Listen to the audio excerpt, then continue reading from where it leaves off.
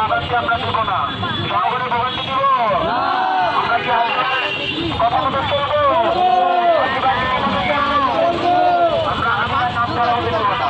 আমাদের যেন সাধারণ মানুষ কেউ আমাদের আঙ্গুল করে না বলতে পারে না আমরা অন্যায় করছি। আমরা ন্যায় পথে আছি, ন্যায় পথে থেকে আমরা কত অন্যায় কাজ করবো? আমরা ন্যায় পথে অন্যায় করি, জনগণের ভোগান্তি দেই। আমরা দেশে জনগণের সাপোর্ট নিয়ে জনগণকে পাশে রেখে আমরা এই কর্মসূচি আমরা পালন করে থাকবো।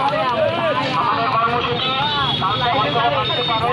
আপনারা আমাদের ছাত্র সমাজ থেকে আমরা ট্রেন হয়েছে আমরা সবাই কর্মসূচি দিয়ে দেবো। আপনারা যদি সবাই কালকে কর্মসূচি দেওয়া হলে চলে আসবে। আমাদের দেশের মধ্যে প্রতিদিনে কর্মসূচি দেওয়া হয়েছে।